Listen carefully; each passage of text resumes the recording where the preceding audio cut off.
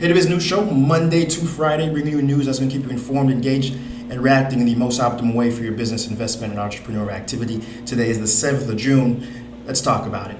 But before we do, I just want to remind folks, let folks know, if you have not watched the newest Sights and Sound episode, it's for folks who don't know, I have a lot of different series on my YouTube channel, from droning in Haiti, from driving to Haiti, to Haiti Biz Spotlight, and something I call Sights and Sounds, which sometimes mixes up with some business as well. And so we went to Haitian Hillbilly Farms, where we highlighted an eco lounge and a farm. I was outside the city, had a really good time. It's so far has been a really popular video. It's breaking all sort of records on my side here. And so if you haven't watched that video yet, and seen another perspective of Haiti and why this country is really prime, really geared for investment, really geared for you who's watching this, to understand that this country isn't for your charity. This country is a place that you can come, you can invest, you can make money if you do it smart, if you do it wisely, if you do it carefully, which is why we're here, which is why HaitiBizNews.com is here, so you can have the information that you need so you can move smartly, intelligently, and ultimately build a network to help you be successful. Because we know it's not easy to do business here. We know the government doesn't help you do business here, but still, the only way this country changes is with business, not with charity.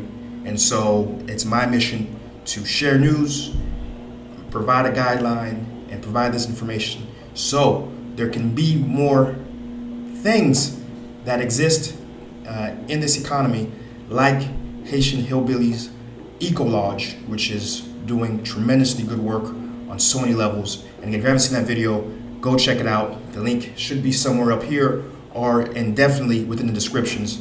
Again, go check it out.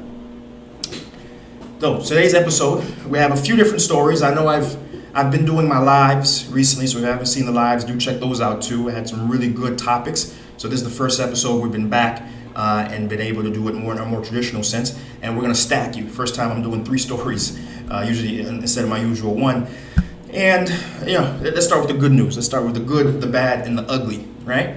So the good, Jetblue is actually not reducing its flights. There was some talks, and there was an article published a few months ago saying Jetblue, coming around the summer season here, potentially was going to reduce its flights. Understandable. It's understandable because with a travel advisory happening currently, they had all the incentives to decrease the flights that they were providing, but actually the demand has stayed relatively stable, and in fact they're increasing their flights. For the one particular flight in JFK, they're using a larger carrier that can hold up to 5% more passengers. So the fact that we're not reducing flights per day, per week, right? And the fact they're using a larger carrier, that's good news. That's good news for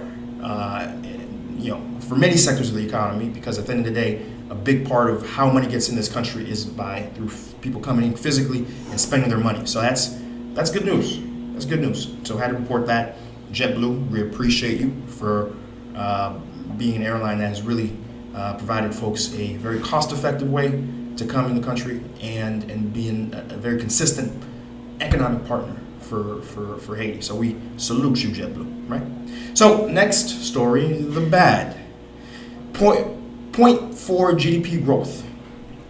That's what we're projecting this year, 0.4 GDP growth. And to be quite frank, that to me is somewhat good news, because we've had a very tumultuous year this year, between the travel advisory block, between 2 massive protests that shut down the economy, between moves such as a 50% increase of the minimum wage, which affect the garment sector, which was one of the larger employing sectors in the country, instead of a gradual increase over time, just an out of the blue increase, which is a big shock to many of those sort of companies, from disasters, from a drought, and I can just keep going down the list, from not having a functioning government for most of the year, between 2 big changes that happened.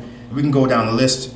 Not to mention the gasoline shortage, right? And of course, most recently, one of my lives where I talk about the central bank and why some of their activities aren't going to be effective.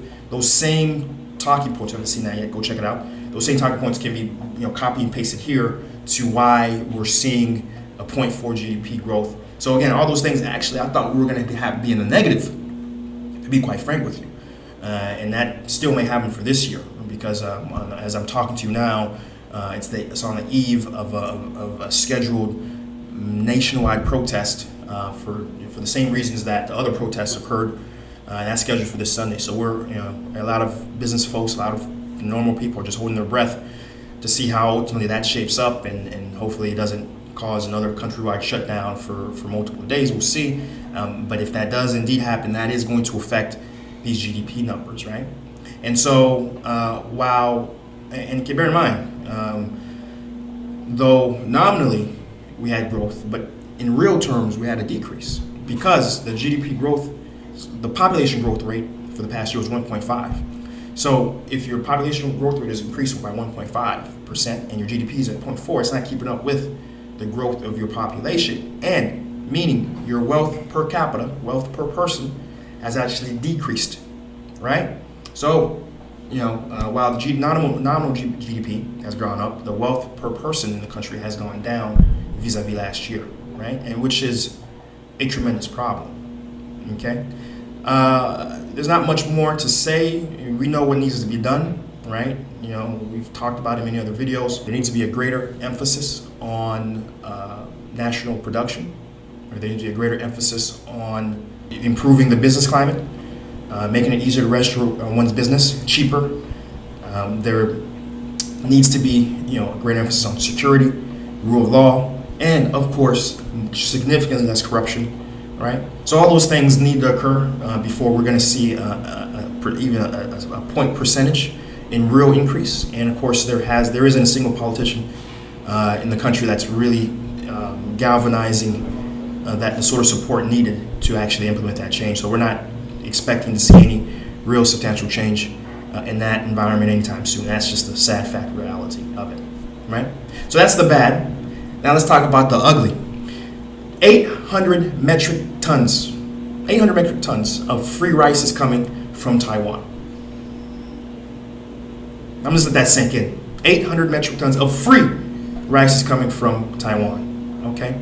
We've talked about this many times at Anu Palais. I've had many episodes, and just a moment ago I just said, one of the first thing I mentioned, how we get out of being titled the poorest country in the Western Hemisphere is by national production. There's no other way, right? There's no other way. And meanwhile, we are accepting free rice, right? Instead of investing and getting technical assistance into our production facilities. I can tell you can't quite see the level of frustration in my eyes, in my face, maybe in my voice, but it's an extremely frustrating aspect of living here and reading these stories, because this is the last thing that we need in this country. Now we have some, there's individuals living at the very margins of our society, in any society, even in America. You look at Oakland and the homeless crisis that's going on there, just to grab one example, right? There are people living on the margins of society that need direct assistance, food, home, shelter, and that needs to come from someone to help them in that particular time. This food could certainly be a benefit to those people, right? But that's not happening either, because most recently there was a report from the Court of Accounts and Administrative Litigation. These are basically the auditors of the in-government auditors of government activity and programs. And a most recent program very similar to this one, because this 800 metric tons is going to a program run by Jovenel called EDPEP, okay? And most recently, the most recent iteration of this was Timama Chéri. They found in a very recent report that just came out a few weeks ago, or even last week, or even this week, that there were over 20,000 fictitious names in that administration of that program. I'm going to say it again, 20,000, right? So how many poor and marginalized people are actually getting this rice? It's always going to be a legitimate question until an audit happens and we get numbers like this, right? But at the core of it, though, let me take a step back. 800 metric tons just from Taiwan, but altogether in the next coming months, there's going to be expected 5,600 metric tons. I'm saying it again, 5,600 metric tons of free rice coming from different countries across the world into Haiti. It's going to be distributed and being handled by Food for the Poor. And I can't say it again. I can't say it enough. I'm sorry. What we need to be able to invest in our capacity to grow our own food. Again, the episode I just released with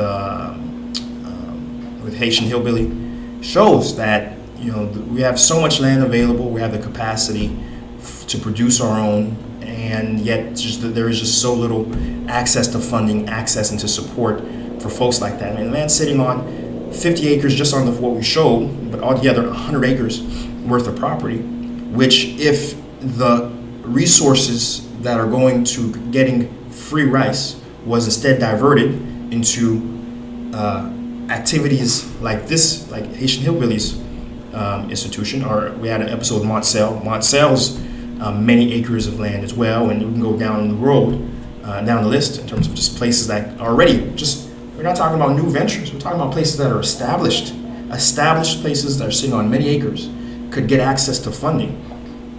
I think it's a problem. I'm not being naive when I say this. It's a problem that could be handled and solved within the end of one presidential administration. I'm not kidding. Within 5 years.